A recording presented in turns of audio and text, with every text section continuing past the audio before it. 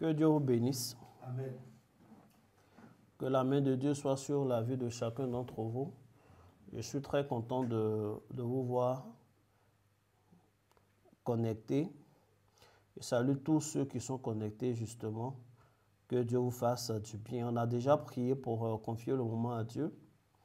Nous avons commencé à parler depuis le début de ce mois. Et le thème de ces semaines, le thème que nous sommes en train de traiter, c'est les combats de la destinée. Je ne sais pas si quelqu'un se souvient qu'on a commencé à parler des combats de la destinée. Le combat de la destinée. Nous avons une destinée et nous la menons. Nous sommes sur terre pour des choses assez spécifiques et Dieu prévoit des choses pour nous. Seulement, nous sommes, comme on dit, on a des choix à faire. On a des choix à faire. Et dans tous nos choix et dans nos objectifs, il y a toujours des combats. La dernière fois, j'ai expliqué que Adam et Ève n'avaient pas la notion d'ennemi. On leur a parlé de leurs atouts, de leurs gains. Le jardin que Dieu leur donne, du fleuve qui arrosait ce jardin et toutes ces choses-là. Mais dans ce que nous avons lu, à aucun moment, on ne parle spécialement pas du diable, de Satan, du serpent, etc. Et finalement, ce diable-là, à travers l'animal malin, le serpent, est venu et a trompé la femme puis l'homme. Et je vous ai dit que c'est ainsi, on a des combats à mener. Nous avons identifié certains combats à mener. Le premier combat étant le combat héréditaire, les ennemis de nos pères, les ennemis de nos parents, les ennemis ancestraux. Amen. Parce que le serpent était un ennemi de Dieu, c'était le diable surtout. Donc dès lors qu'Adam répondait de Dieu, il avait son ennemi, j'allais dire naturel, qui était le diable. Nous avons parlé de l'ennemi en famille, malheureusement, en prenant l'image de Caïn qui a tué Abel, en parlant des frères de Joseph qui l'ont jeté dans un trou, qui ont projeté de le vendre et il va être plus tard esclave, etc. Ils étaient jaloux. Ils ont déchiré ses vêtements et nous avons parlé de ces choses. Le dimanche passé, nous avons parlé du combat, le combat de l'obéissance. Et le dimanche prochain, nous allons parler d'un autre combat. Il faut dire Amen. Amen. Le dimanche prochain, c'est le combien? En termes de date. Le dimanche prochain, aujourd'hui est le 13. Aujourd'hui est le 13, le dimanche est 16. Non, c'est le 16. C'est en plein milieu du mois. Il faut dire Amen.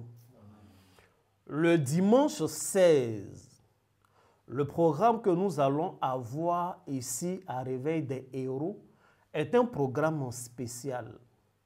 Le dimanche 16, le thème, le sous-thème que nous allons aborder dans les combats de la destinée, nous allons parler du combat contre l'homme fort, remporter le combat contre l'homme fort.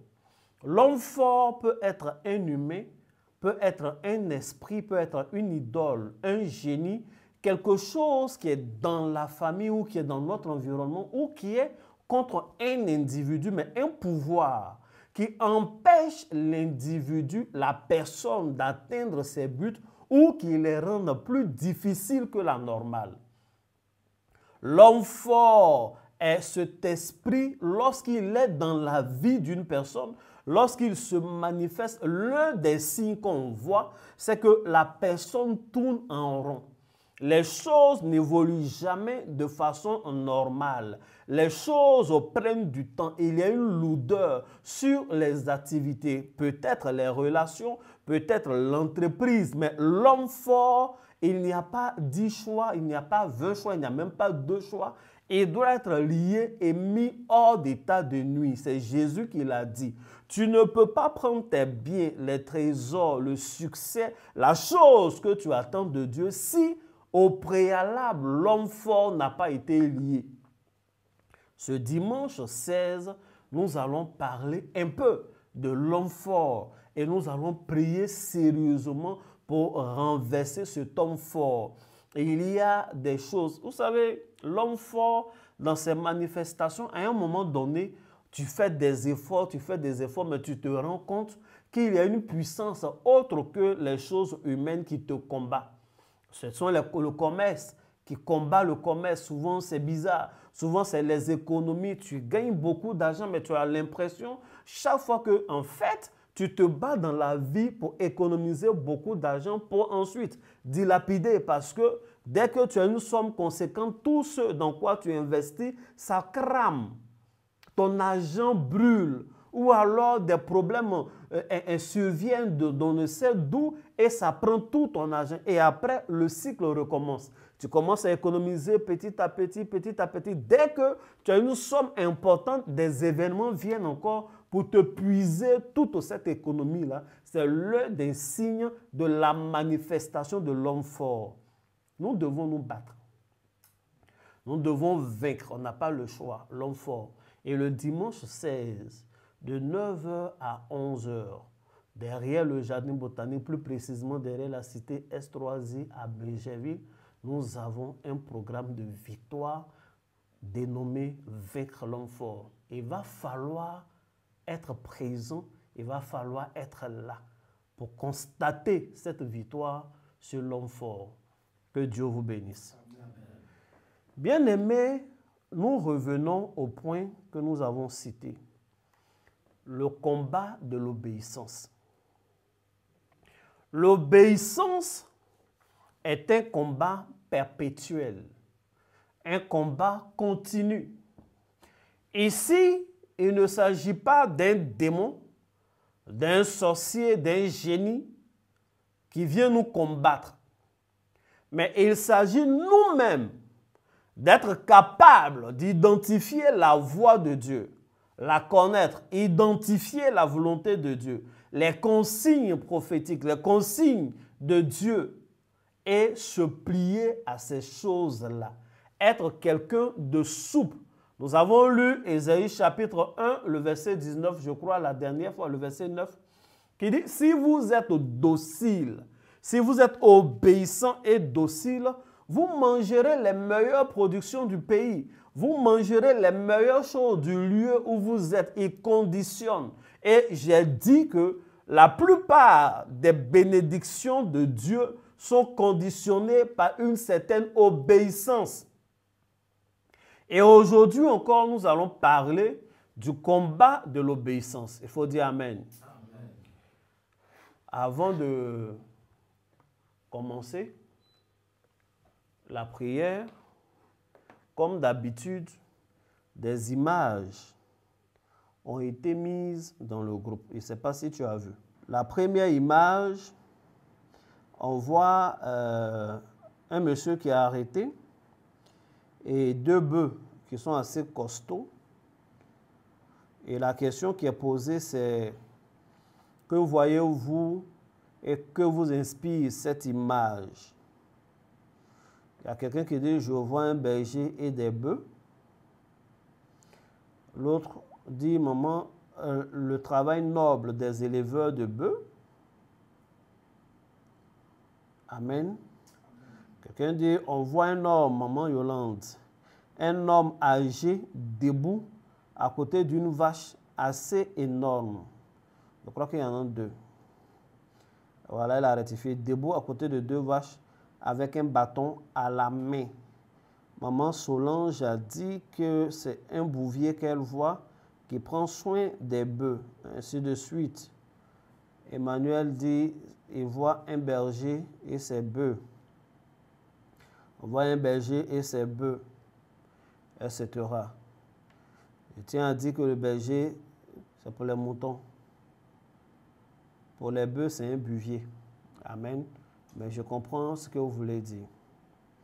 À la suite de ça, il y a une autre image on voit ce qui semble être un bœuf, et je pense que c'est clairement même un bœuf, qui est en train d'avancer. Et derrière, il y a un homme, un enfant, qui tient en main un bâton aussi, et qui le suit. La même question est posée, et les réponses, sur cette image, on voit un jeune garçon qui guide un bœuf. Ça, c'est Charlotte qui dit.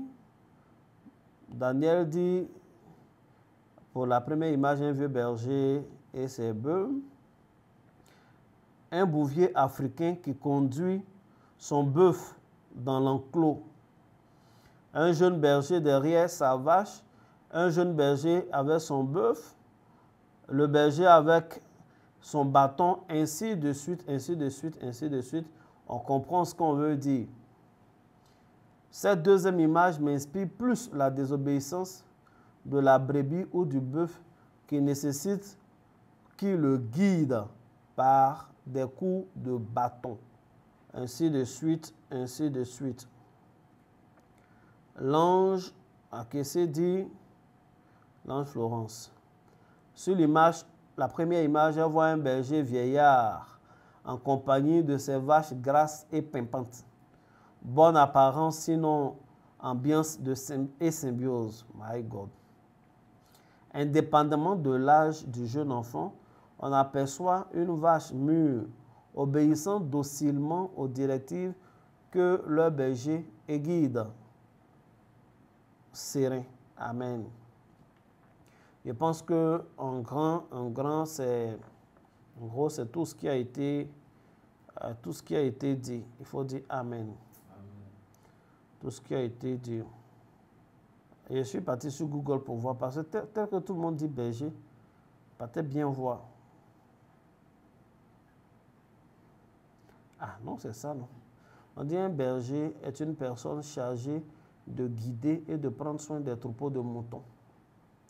Quand il n'y a pas de complément de nom, il s'agit toujours de troupeaux de moutons. Ou alors par extension de bétail, on parle de berger à vache, bouvier ou vacher. Alors, donc on dit berger simple. C'est soit l'homme là ou bien un chien. Berger Armand là. Que Dieu vous bénisse abondamment. Amen. Tu vas prendre ta Bible. Tu vas aller dans Apocalypse chapitre 4. Et tu vas lire le verset 7. On va lire ça ensemble. Le premier être vivant est semblable à un lion. Le second être vivant est semblable à un veau. Le troisième être vivant est semblable à la face d'un homme. Le quatrième être vivant est semblable à un aigle qui vole. Il faut dire Amen. Amen. Ça, c'est Apocalypse 4, verset 7. Le même passage se retrouve dans Ézéchiel chapitre 1. Je lis le verset 10. Quant à la figure de leur face, ils avaient tous une face d'homme. Ils avaient tous une face d'homme. Tous quatre une face de lion à droite, tous quatre une face de bœuf à gauche, tous quatre une face d'aigle. Leurs faces et leurs ailes, ainsi de suite. Amen. Donc, c'est la même chose. Alors, dans ces deux passages que j'ai lus, il s'agit de créatures spirituelles, surnaturelles, qui sont dans la présence de Dieu, dans les cieux, sous la manifestation divine dans toute sa gloire. Dans toute sa gloire. Et on nous décrit des créatures qui ont quatre faces. Une face d'aigle en plein vol, une face d'homme. La première face d'Apocalypse, c'est une face de lion et une face de veau ou une face de bœuf. Et dans beaucoup d'enseignements, ces deux créatures-là, ces créatures justement, leurs différentes faces sont des enseignements. Ce sont des enseignements de l'homme de Dieu. Un homme de Dieu dans le ministère doit avoir quatre faces. Il doit avoir la face du bœuf, la face de l'aigle, la face de l'homme la face du lion. Un chrétien doit avoir les 4 faces. Les 4 faces aussi peuvent être des types de serviteurs ou des types de dons. Et il y a beaucoup de choses, beaucoup d'enseignements qu'on peut tirer de ça. Aujourd'hui, nous allons marquer une pause pour parler uniquement d'une face. Et d'ailleurs, on ne pourra pas parler de tous les aspects de cette face-là. Mais je veux qu'on parle de la face du bœuf chez le chrétien parfait. Je veux qu'on parle de la face du bœuf chez le serviteur parfait. Je veux qu'on parle de la face du bœuf dans notre marche, notre parcours avec Christ.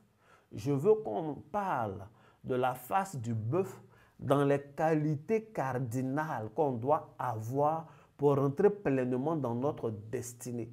Pour rentrer pleinement dans notre destinée, on a besoin de ces 4 faces-là. Si tu manifestes les qualités liées à ces 4 faces, alors tu vas remporter tes combats de la destinée et tu vas vivre pleinement ta destinée. Si tu as le lion, si tu as l'homme, si tu as le bœuf, si tu as l'aigle en plein vol, à tous les coups, tu seras en train de vivre ta destinée. Donc, l'enfant de Dieu doit pouvoir identifier ces choses, savoir ce que ça veut dire et les manifester constamment. Prier pour que Dieu l'aide à ces choses. Aujourd'hui, nous allons parler de la face du bœuf. C'est des familles d'anges aussi, mais ce n'est pas ça le but du jour. Hein? C'est des familles d'anges, des réèmes, qui sont des anges qui ont cette forme-là, qui sont liés à la terre, à la végétation et à beaucoup de choses. La face du bœuf, c'est un combat que c'est une face que tu dois avoir dans ta destinée. Je veux parler de 2 aspects uniquement. On va insister sur un seul aspect, mais je veux quand même signifier un aspect qui existe. Tu vas prendre la Bible et tu vas lire un verset pour parler du premier aspect. Le combat de la destinée. Les jeudis sont des jours d'enseignement et de prière. L'enseignement ne sera pas très long aujourd'hui, mais ça va te faire du bien. Deutéronome 25, verset 4. Quelqu'un va chercher Deutéronome 25, verset 4. Tu ne muselleras point le bœuf quand il foule le grain. Tu ne muselleras point le bœuf quand il foule le grain. Amen. Amen. Je vais lire Proverbe 14, verset 4. Quand il n'y a pas de bœuf, la crèche est vide. C'est la vigueur des bœufs qui assure l'abondance des récoltes. Quand il n'y a pas de bœuf, la crèche est vide. C'est la vigueur des bœufs qui assure l'abondance des récoltes. Le premier aspect dont je veux parler, il dit « Tu ne mesureras point le bœuf quand il foule le grain ». Voyez-vous, on prenait des bœufs pour fouler le grain. Pour fouler le grain. Ils sont utilisés pour labourer le champ. Ils sont utilisés également pour fouler le grain au pressoir ou au moulin. Ils ont un système de moulin qui est là. Il y a un bois qui va au cou des bœufs et les bœufs tournent. Au fur et à mesure qu'ils tournent, il y a soit la grosse pierre ou un bois bien particulier dur qui tourne et qui va moudre le blé ou les autres choses qu'on met de telle sorte que c'est la farine maintenant qu'on prend. Donc on dit que le bœuf est en train de fouler le grain. C'est comme ça. Mais quand ils sont en train de le faire, il y a des grains qui tombent. Il y a des grains qui sont dans le sol. Et le bœuf a tendance à manger. Il faut bien qu'il mange. Ce qu'il ne faut pas faire dans ce verset, il dit qu'il ne faut pas attacher sa bouche pendant qu'il est en train de travailler. S'il travaille, il a le droit de manger. Amen. Dans Proverbe 14, on dit, quand il n'y a pas de bœuf, la crèche est vide. Il n'y aura rien. Les greniers seront vides. Parce qu'en vérité, l'abondance des récoltes est liée à la vigueur des bœufs. Ces deux versets-là nous permettent de dire que le bœuf est le symbole du travail.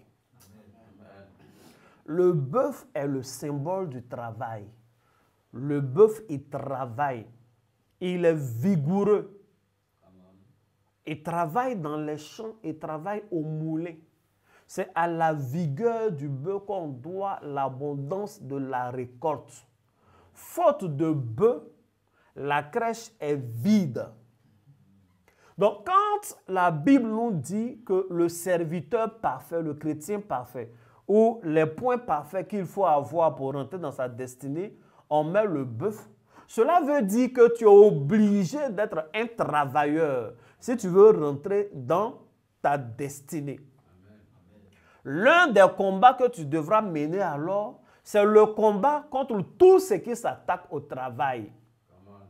Donc, tu dois être capable de vaincre la paresse. Un paresseux, Dieu n'est pas paresseux. Non, tu ne peux pas être rempli du Saint-Esprit et demeurer paresseux. Tu dois combattre tout ce qui s'attaque au travail. La paresse, la négligence, et je ne sais pas quoi encore. Les sommeils excessifs. Mais la négligence, il y a des gens qui négligent leur travail. Ils ne prennent pas au sérieux. Quand il a quelque chose à faire, il ne fait jamais avec sérieux. Si tu ne prends pas ton travail au sérieux, tu es en train de cracher sur une partie de ta destinée. Si tu ne prends pas la gestion de ton entreprise au sérieux, tu es en train de cracher sur une partie de ta destinée. Si tu paresses, si tu négliges les choses liées au travail, à la fin, ta crèche sera vide. Il faut bien dire Amen. Amen. Si tu ne prends pas le ministère au sérieux, tu es paresseux quand il s'agit d'évangéliser. Tu es paresseux quand il s'agit d'étudier la Bible. D'étudier la Bible. Tu es homme de Dieu, tu ne veux pas étudier la Bible. C'est un problème. Tu es paresseux quand il s'agit de jeûner, de chercher l'onction. Tu es paresseux quand il s'agit de chercher la face de Dieu. Ton ministère sera un ministère qui va faire paf, pips. Tous les petits bruits que tu connais qui ne durent pas, ça ne sera pas solide. L'enfant de Dieu, peu importe ce qu'il fait, il doit le faire avec la vigueur du bœuf, avec l'esprit du travail, le zèle. C'est pourquoi Jésus a dit, le zèle de ta maison me dévore. Donc, je n'ai pas besoin de faire une liste. Toi-même, vois dans ton esprit. Tout ce qui combat le travail sérieux, le travail bien fait, sont des choses à vaincre pour rentrer pleinement dans sa destinée. Amen. Si tu vois que tu as des lacunes quelque part dans le travail auquel tu as appelé et que tu n'es pas à même, tu n'as pas l'humilité, l'intelligence, tu ne vois pas l'urgence d'apprendre pour te mettre au courant, pour te mettre, à niveau, ça veut dire que tu es en train de cracher sur une partie de ta destinée. Ce que je suis en train de te dire, c'est la vérité. C'est la pleine vérité. Donc, la face du bœuf dont nous sommes en train de parler a un aspect, comment on dit ça, du travail, la vigueur. Quelqu'un ne dit pas come on. Bien-aimé, tu peux faire ton exercice toi-même. T'assois là pour voir quelles sont les choses qui, comment on dit ça, qui combattent le travail. Il y a la négligence, il y a la paresse tout court. Il y a des gens, ils ne travaillent pas bien juste parce qu'ils dorment trop. Tu dors jusqu'à 10 heures. Tu dors jusqu'à 10 heures. Toi, c'est ton habitude, c'est comme ça tu es. Et puis, ce n'est pas parce qu'il ne dort pas tôt la nuit. Hein. Non, il dort la nuit. Mais il dort de la nuit. Comment tu peux dormir de 21 à 10 heures? Pourquoi? Qu'est-ce qui ne va pas? Il y a quoi? Amen. Amen. C'est compliqué. Que Dieu te bénisse. Amen. Comment on dit ça? La procrastination. Tu as des tâches à faire, c'est le travail. Tu mets à demain. Après, tu remets à demain. Un autre jour, tu remets à demain. Après, quand le client vient, c'est jamais fait. Tu es menuisier, tu ne respectes aucun délai. Ça veut dire que tu ne respectes aucun délai. Il peut arriver que tu ne respectes pas un délai parce qu'il y avait énormément de travail. Il y a beaucoup de clients, etc. Mais tu as 2 clients même, tu ne respectes pas le délai. Le couturier, on dirait, il y a l'huile qu'on prend pour consacrer les couturiers, on dirait il y a onction de ne faut pas respecter le délai dedans. Tu lui envoies ton habit, même si c'est pour refaire la fermeture. Il ne fait pas. Tant que tu n'es pas venu à la porte pour taper, c'est là il va prendre rapidement. Mais non. Il y en a qui vont te dire, on a déjà fini de découper. J'ai fini de faire, les enfants sont en train de repasser. Après, tu appelles pour dire, ah oui, mais ton pain là même, c'était quelle couleur? En fait, il n'a jamais découpé. Souvent, il a oublié où tu as mis les mesures. Il ne faut pas faire ton travail comme ça. Il ne faut pas faire ton travail comme ça. Si tu fais ton travail comme ça veut dire que tu ne veux pas évoluer dans la vie. En fait, tu penses que tu veux évoluer, mais en vérité, tu ne veux pas évoluer. En train de faire la procrastination. Non, après, je vais faire, comment on appelle ce plan-là. Et puis, tu ne fais pas. Pourquoi? Tu es mécanicien, pareil. Les gens viennent, ils déposent leur voiture. Ce n'est pas comme s'il y a 1000 voitures. Toi, tu ne veux pas. Tu ne répares pas. Tu viens, tu regardes un peu, puis tu t'en vas t'asseoir. Et surtout, maintenant même que le carême a commencé, c'est fini comme ça. Tu regardes, ça dit, tu as mangé à 4 heures du matin. Tu viens au travail à 8 heures, déjà, tu estimes que tu as trop faim pour démonter, puis tu ne travailles pas sur la voiture des gens. Non, quand même. Il faut faire ce que ta force te permet de faire, mais fais-le bien et fais-le vite avant que la fin ne réclame ses droits. Mais de toute façon, tu as toujours été comme ça.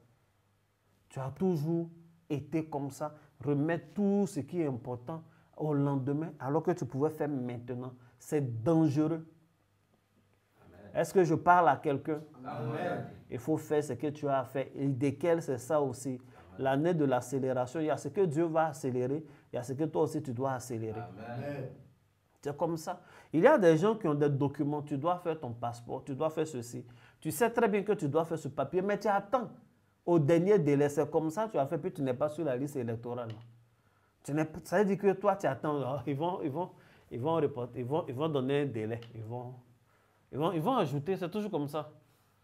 Et puis tu n'es pas allé. Kubi a dit, il n'ajoute plus.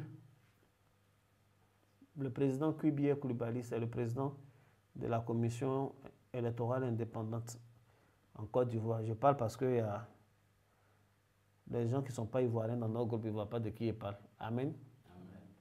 Donc, bref, le bœuf est le symbole de la vigueur. Avoir les caractéristiques du bœuf pour rentrer dans sa destinée. Il faut aimer le travail, il ne faut pas être paresseux. Amen. Il faut bien faire le travail, il ne faut pas être négligent. Amen. Il faut faire le travail dans son délai, il ne faut pas être, comment on appelle, il ne faut pas procrastiner. Il ne faut pas faire comme ça. Depuis, tu dis tu vas enregistrer une chanson, depuis là, tu ne vas pas enregistrer. Tu tournes jusqu'à actuellement même, tous les couplets, tu as oublié. C'est le refrain qui est resté dans ta tête. Tu vois, si tu avais écrit. Il y en a même qui font des songes. Moi, je donne ces conseils aux personnes. Tu fais un son, tu te lèves le matin, il faut écrire, ou bien au milieu de la nuit, même quand tu te lèves, il faut, comment on appelle? Il faut prendre, comment on dit ça? Ton téléphone, tu enregistres le songe, parce que tu oublies. Mais tu te lèves la nuit, tu es là, tu réfléchis sur le songe jusqu'à quand tu te recouches. Tu n'as pas enregistré, tu n'as pas noté. Le matin, maintenant, tu as oublié. Non, homme de Dieu, j'ai fait un rêve.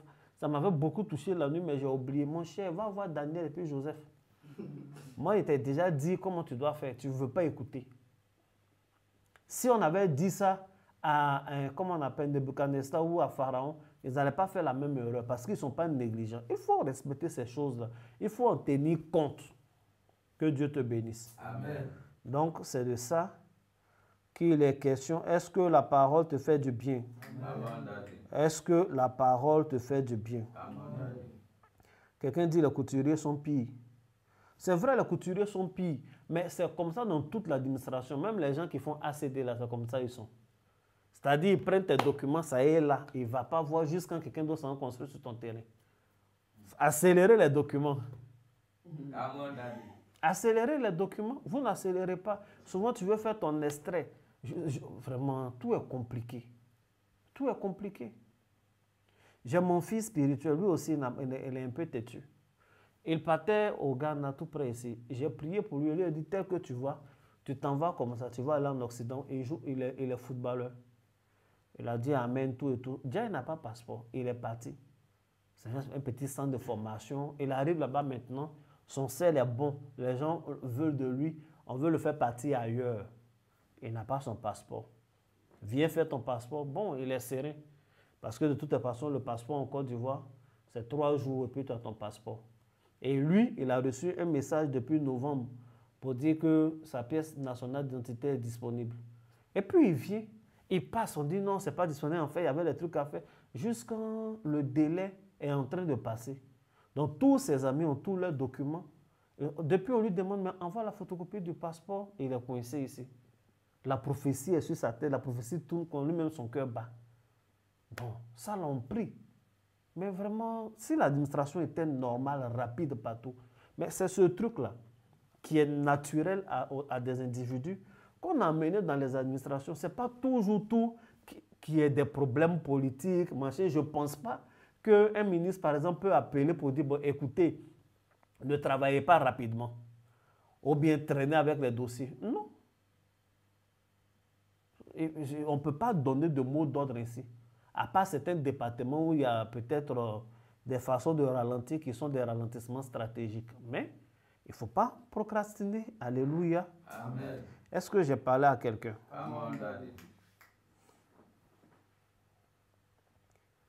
Donc, c'est le travail. Le premier symbole du bœuf, c'est le travail. Le deuxième, tu vas lire un verset. Lévitique chapitre 1. Je ne vais pas durer sur ça. Verset 3 à 5. On ne va même pas lire. Tu peux copier pour coller. Je vais te parler simplement. 1 Roi 6, ainsi de suite. De quoi est-ce que je veux parler? Le bœuf aussi est un symbole de sacrifice. Vous voyez, le bœuf, on tuait le bœuf pour adorer Dieu, pour faire des holocaustes, pour faire les choses de ce genre. Donc, si tu veux rentrer dans ta destinée, il faut accepter d'être un sacrifié. Il faut te sacrifier pour la cause pour laquelle tu te bats. C'est comme ça qu'on atteint. Donc, ça rentre toujours dans le cadre du travail de l'abnégation. Que Dieu te bénisse. Amen. Maintenant, on va revenir à nos images. L'image qu'on a vue, j'ai fait exprès pour choisir ces deux différentes images. Sur la première image, si vous vous rendez compte, le berger à vache qui se tient à côté de ces deux bœufs-là, il est vieux. Sincèrement, on sent que c'est un homme âgé. Et il est un peu maigre. En termes de force pure, je ne pense pas qu'il puisse se rivaliser avec ces deux bœufs-là.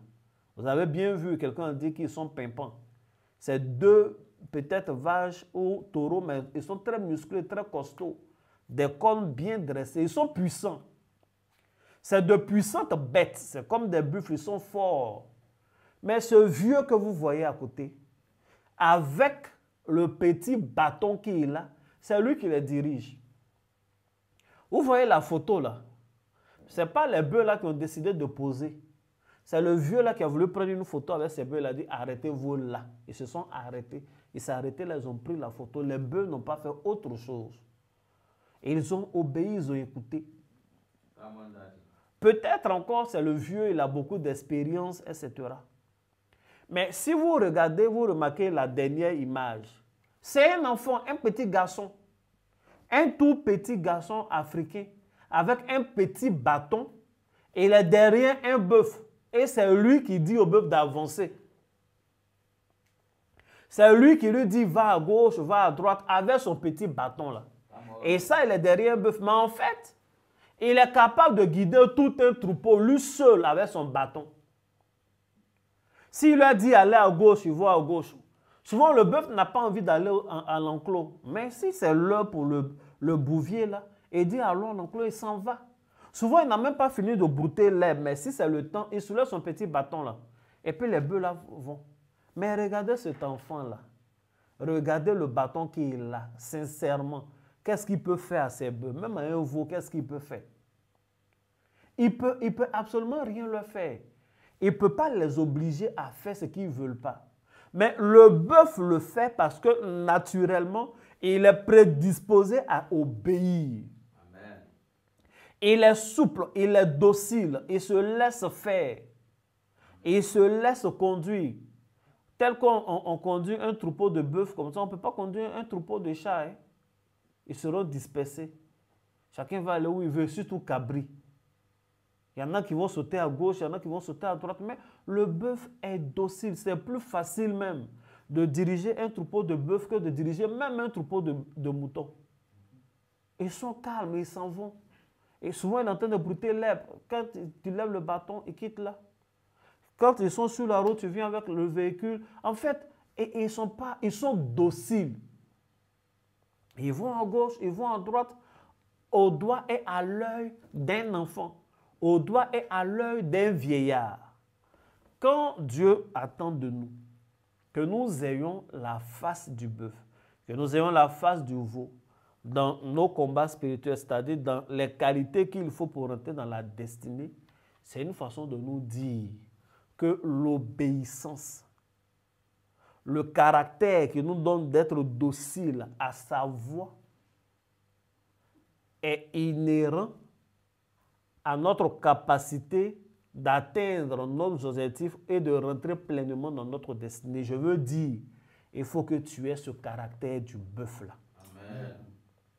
L'obéissance, le fait d'être soumis au bâton de Dieu, le fait d'être soumis à la voix de Dieu, ce qu'il dit, ses principes, le chemin qu'il montre, c'est ce que Dieu attend de nous lorsqu'il dit devant son trône, il y a ces créatures qui ont la face du bœuf. L'obéissance est obligatoire lorsqu'on veut rentrer dans la destinée.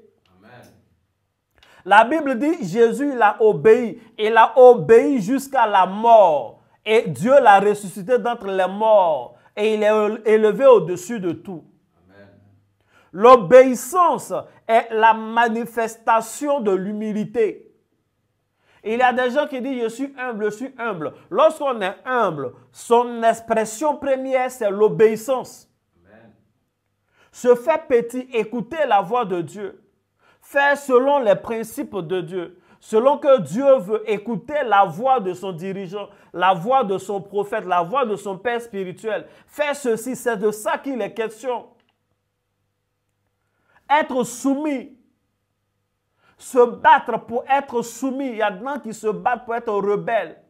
La Bible dit Dieu, il résiste aux orgueilleux, mais il fait grâce aux humbles. Être humble avant tout, c'est être obéissant. L'humilité, ce n'est pas dans le cœur.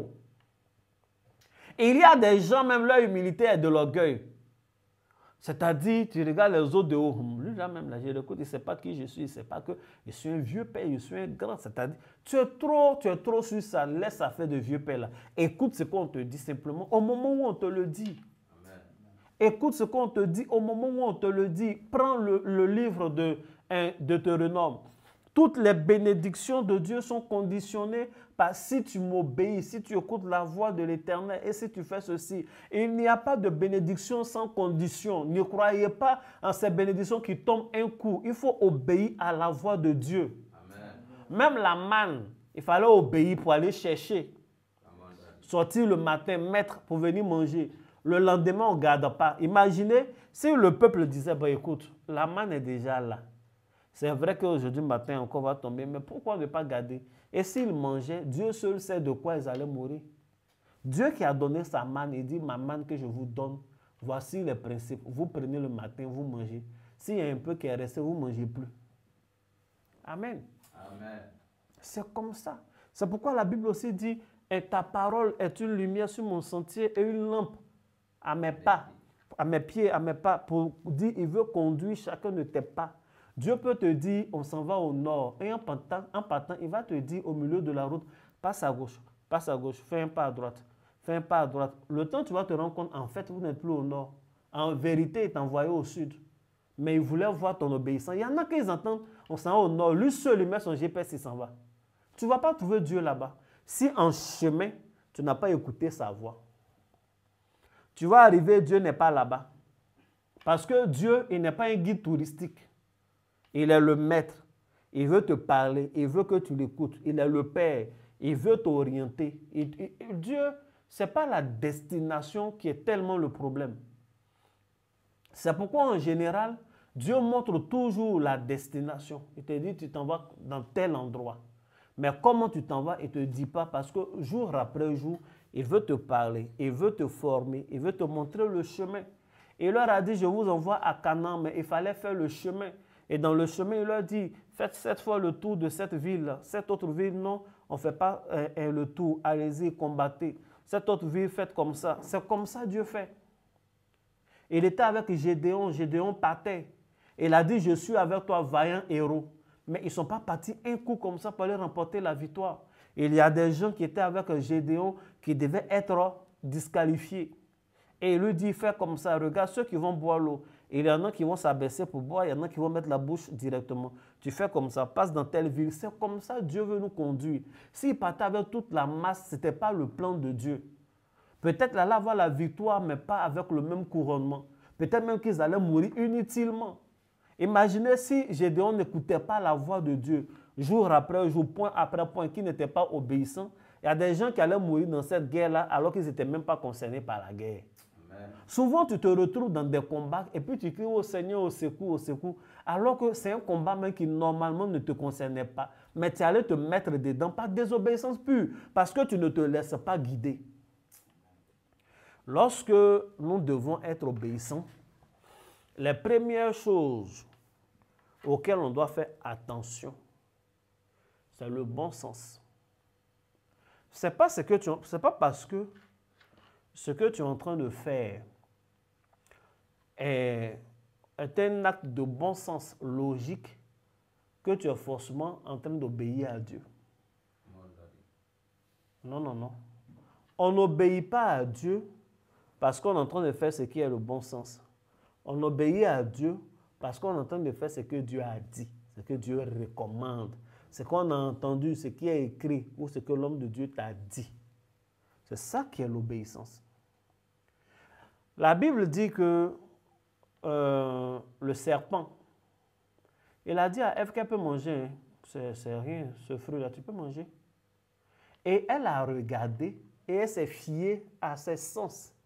La Bible dit, elle vit que l'arbre était agréable à manger. Je vais lire ce passage-là. Genèse chapitre 3. Est-ce que la parole est en train de faire du bien à quelqu'un? Amen. Genèse chapitre 3, le verset 6. La femme vit que l'arbre était bon à manger et agréable à la vue. Ça veut dire, elle a vu que ça, elle est mélangée même. Ses yeux ont vu le goût. Est-ce que ça a un sens, ça? Elle voit que c'est agréable, c'est bon à manger, agréable à la vue. Et elle réfléchit, elle se dit que c'est précieux pour ouvrir l'intelligence. Ça veut dire qu'elle était déjà intelligente avant de manger, puisqu'elle réfléchit. Amen. Amen. C'est comme ça. Je vais lire une autre version. La femme vit que les fruits de l'arbre étaient agréables à regarder, qu'il devait être bon et qu'il donnait envie d'en manger pour acquérir un savoir plus étendu. Donc, elle s'est fiée à ses sens. Elle se dit, il y a quoi de mal à être intelligent? Il y a quoi de mal à manger un fruit qui est doux? Il y a quoi de mal à toucher un fruit qui est agréable à voir? Ce fruit-là n'a pas d'épines. Ce fruit-là, finalement, n'a pas l'air si toxique que ça. Ce fruit-là n'a pas l'air mortel. Effectivement, elle a touché, elle n'a rien eu. Elle a mis dans la bouche, rien ne se passait. Elle a croqué, rien. Elle a avalé. Elle était là. Donc, elle a donné à Adam. Adam n'a pas trouvé sa femme morte. Quand Adam est venu, sa femme dit, Adam qui était auprès d'elle, Elle dit, il a mangé le fruit. Hein. Elle dit, ah bon, et puis tu es là? Ah oui, je suis là. Tu n'es pas mort. C'est que ce que Dieu a dit là, c'est doi. Donne. Il a mangé. Il faut dire Amen. Amen. Donc, Adam aussi, à son tour, il a raisonné. Mais Dieu a dit, on ne mange pas. Elle a mangé. Elle est là. Elle me parle. Je l'aime toujours. Le foyer n'est pas gâté. Il peut manger. Et puis, il a mangé. Mais les deux, en mangeant, tombaient sous le coup de la désobéissance à Dieu. Donc, le bon sens, là, les choses que tu te dis, oui, il y a des gens qui se fient à leur bon sens, ça fait qu'ils n'ont jamais demandé la volonté de Dieu pour quoi que ce soit. Oh, c'est la saison. Aïe, KDS. Moi, je connais un gars, il a mis son argent dans sa prime, moi aussi. Et puis, tu mets, tu paies. Tu mets, tu paies. Ce n'est pas le bon sens. C'est vrai, il peut arriver qu'on fasse des affaires, que ça tourne, c'est dur. Mais sincèrement, il faut prendre l'habitude de consulter Dieu et de faire comme Dieu veut. C'est ça qui a fait que Saül a perdu le pouvoir. Saül était là. Le prophète lui a dit, Samuel, que je viens pour faire les sacrifices, je viens, je vais te trouver. Il est là et il attend, et il attend, et il attend. Samuel ne vient pas. L'heure est en train d'avancer, l'heure des sacrifices est arrivée, Samuel ne vient pas. Lui-même, il s'est levé, il a fait le sacrifice. Dieu l'a rejeté. Est-ce que ce n'était pas dans le bon sens? C'est du bon sens. Ah, mais le bishop n'est pas venu pour faire ce qu'il m'a dit qu'il vient faire.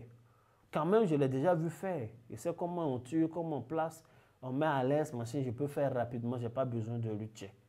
Et puis, il commence à faire. Dieu dit, ce n'est pas ce qu'on attendait de toi, ce n'est pas à toi de le faire. Il a désobéi en obéissant à son intelligence naturelle, gagnant en temps. Faites très attention dans cette histoire de suivre le bon sens. Faites très attention dans cette histoire de suivre la logique.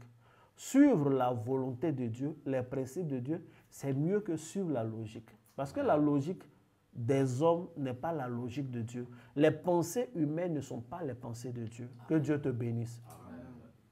Donc, je résume. On a parlé de deux aspects.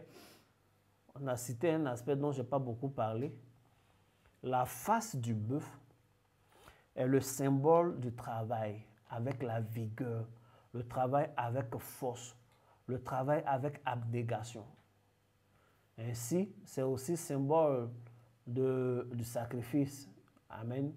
Les sacrifices que nous devons faire, tu dois faire des sacrifices, offrir à Dieu, mais tu dois faire le sacrifice de soi, te sacrifier pour tes buts, pour tes objectifs. Par moment, il faut dormir moins pour pouvoir mieux dormir demain. Par moment, il faut manger moins aujourd'hui pour pouvoir mieux manger demain. Il y a des choses que tu dois sacrifier aujourd'hui pour mieux vivre demain et pour mieux faire vivre tes enfants demain. C'est pas tout là, on ne bouffe pas tout. Si tu as bouffé toutes les graines pendant la saison où tu as récolté, à la saison des semences, tu vas s'aimer quoi? C'est comme ça, il y a des gens qui bouffent tout leur argent. Ils ne donnent pas aussi à Dieu. Ils n'épargnent pas pour investir. Maintenant, quand il y a des occasions, tu ne vois pas que tu n'as jamais rien. Tu entends parler de bonnes affaires comme ça. Et ça, là, s'il y avait un peu. Mais tu as eu un peu, tu as bouffé. Tu as tout bouffé. C'est-à-dire que tu as bouffé, tu n'as plus l'épi de maïs. Tout ce qui est dessus, tu as mangé. Maintenant, il pleut. On dit, ah, si on sème, ça va marcher. Tu as semé quoi? Tu es là, tu regardes. Tu ne sais pas économiser. Là, tu vis comme ça au jour le jour. Et ça, les chauffeurs sont très forts dedans. Quand ils conduisent, là, ça bouge. Ah ouais, mais affaire de voiture, là, il y a l'argent dedans. Hein. Quand il finit de conduire, je donne les 20 000 du propriétaire. Quand souvent, maman, il gagne 25 000 par jour, 40 000 par jour. Il y a des jours même là, il y a 50 000 par jour. Tu vois, donc il a l'argent. Mais quand il y a 2 jours, 3 jours seulement de grève, il n'a plus rien. Ah, 2 jours là, il y a grève de bac, on ne roule pas. Hein. Donc c'est un peu chaud. Il n'a pas l'argent. Ça veut dire les 20 000 et 30 000 par jour que lui gagne, il bouffe tout en même temps. Je ne comprends pas. Est-ce que vous avez déjà vu des personnes comme ça? Bien sûr, ils bouffent tout. Donc, ils bouffent dès qu'il y a un problème. Si le propriétaire du véhicule dit, bon, écoute, vraiment, moi, je veux faire autre chose, ou bien il arrache la voiture pour donner à sa femme. Toi, tu es là comme ça. C'est-à-dire, il n'a même pas un peu d'économie qui peut lui permettre de vivre 1 semaine, 2 semaines, c'est fini. On ne peut pas vivre comme ça. Choisir de vivre comme ça, c'est décider qu'on n'a pas d'avenir. Que Dieu te bénisse. Amen.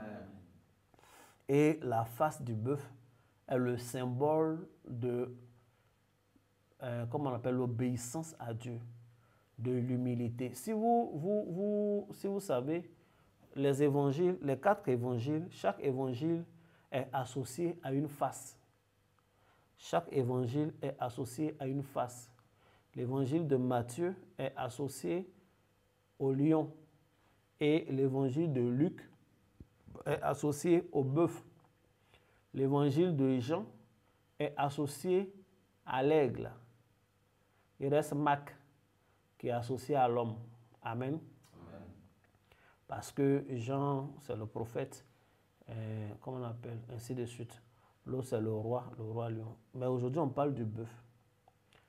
C'est pourquoi l'un des thèmes centraux de l'évangile de, comment on appelle, de Luc, et met en exergue l'humilité de Christ qui s'est dépouillé pour venir vivre sur terre avec les hommes. Et c'est pourquoi Luc va beaucoup insister sur les guérisons de Jésus. Parce que le bœuf, comme je le disais, c'est aussi l'ange Réem, l'ange des, comment on appelle, des guérisons. Mais regardez la nature même de celui qui écrit. C'est Luc. Luc est un médecin. À leur époque, un médecin, ce n'est pas n'importe qui, jusqu'à aujourd'hui même. Donc, il a fait des études.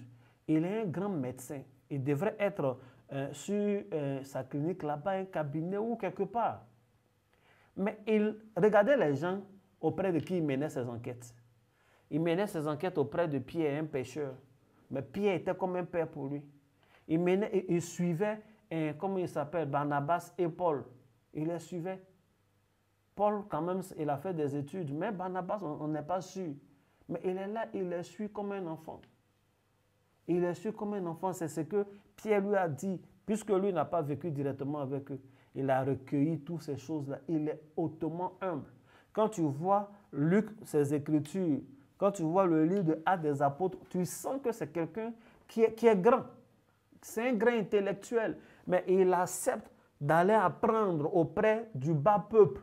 Il se fait humble parce qu'il a étudié l'anatomie, mais il ne connaissait pas le salut qui vient de Christ. Il a étudié la physiologie, mais il ne savait pas le système de Christ. Il a étudié comment on soigne une maladie, etc. Mais il était émerveillé et il a écrit comment l'apôtre prenait ses mouchoirs pour guérir. Il était là et regarde l'ombre d'un apôtre en train de guérir les malades. Lui, il a fait des années et des années. Comment faire? Qu'est-ce qu'on peut faire comme opération? Il est là, il regarde le paralytique. Quelqu'un passe, son ombre passe sur lui et puis il guérit. Il faut avoir beaucoup d'humilité pour croire en ça et puis accepter d'écrire quand il sait que les gens de la communauté des médecins vont te regarder. Amen. Je me demande ce que l'ordre des médecins au temps de Luc a pensé à Luc. Ah, toi aussi, Luc, quand même, tu ne peux pas écrire un livre. Tu ne peux pas écrire un livre pour dire que l'ombre d'un homme va guérir. Ce n'est pas possible. Luc, comment c'est possible? Écoute, tu sais une maladie, bon, tu sais, mais pourquoi tu écris le contraire? Quand même, tu ne peux pas écrire qu'un mouchoir peut guérir. Au contraire, le mouchoir qu'il a utilisé doit être source de contamination pour d'autres maladies, etc. Il va le transmettre ces maladies-là. Mais toi, tu as écrit que ça guérit. Mais il a eu l'humilité de cœur de regarder, constater et accepter. Donc, le livre de Luc même est un livre d'humilité. Que Dieu te bénisse. Amen. Bien-aimé, on va s'arrêter là aujourd'hui. J'espère que la parole t'a fait du bien. Amen. J'ai parlé beaucoup, je vous ai dit que nos jeudis sont des jours d'enseignement et de prière. Il y a des jours où on enseigne beaucoup. Il y aura des jours où on va prier. Le jeudi passé, on a parlé, on a prié. Et puis il y aura des jours où ce sera des rendez-vous spécifiques où nous allons faire des actions prophétiques. Que Dieu vous bénisse. Amen. Le 16, il va falloir être là. Il faut être présent. Et puis, il faut inviter un frère qui va aller de l'avant dans sa vie. Il faut inviter une soeur, une famille qui va aller de l'avant dans sa vie. Ils seront là, on va prier, ça va faire du bien. Amen. Que Dieu te bénisse abondamment. Amen. Voici ce que je voulais te dire en ce jour. Mets la main sur le cœur et prie. Répète avec moi. Merci Seigneur Jésus. Merci Seigneur Jésus. Pour ta parole que j'ai entendue. Pour ta parole que j'ai entendue. Donne-moi Donne-moi d'avoir la face du bœuf. d'avoir la face du bœuf. Donne-moi Donne-moi de manifester de manifester ces caractères ces caractères que tu attends de moi. que tu attends de moi. Au nom de Jésus. Au nom de Jésus. Donne-moi une force extraordinaire, Donne-moi une force extraordinaire. un amour du travail, Un amour du travail. un zèle pour ton œuvre, Un zèle pour ton œuvre. un zèle pour mon ministère, Un zèle pour mon ministère. un zèle pour mon entreprise, Un zèle pour mon entreprise. un zèle pour mes activités. Un zèle pour mes activités. Donne-moi d'avoir l'esprit sacrificiel Donne-moi d'avoir l'esprit sacrificiel qui permet le sacrifice de soi, qui permet le sacrifice de soi qui permet le sacrifice de soi et qui me permet de te sacrifier les choses. et qui me permet de me sacrifier les choses. Au nom de Jésus. Au nom de Jésus. Donne-moi un cœur Donne-moi un cœur et un esprit docile, et un esprit docile, soumis soumis à tes principes, à tes principes, à tes consignes, à tes consignes, à tes ordres, à tes ordres. ce que je reçois Ce que je reçois quand je te prie, quand je prie. ce que je reçois Ce que je reçois en méditant ta parole, en méditant ta parole. ce que je reçois Ce que je reçois en écoutant la prédication, en écoutant la prédication. ce que je reçois Ce que je reçois de la bouche de ton serviteur. de la bouche de ton serviteur. Qu'il en soit ainsi. Qu'il en soit ainsi. Que toutes les récompenses Que toutes les récompenses rattachées à ces caractéristiques attachées à ces caractéristiques me soient accordées me soient accordées au nom de Jésus. au nom de Jésus. Amen. Amen. Que Dieu te bénisse abondamment, Amen. qu'il soit avec toi. Amen. Tu peux faire ton offrande, hein, permets à ton offrande d'être docile. Il faut être docile. Que Dieu te bénisse. Amen. Mais je suis sérieux, c'est un culte. Il faut faire ton offrande du soir par les numéros que vous connaissez, ceux qui sont en présentiel dans les corbeilles. Que Dieu te bénisse. Le dimanche 16 à 9h, on se retrouve. Shalom. Shalom.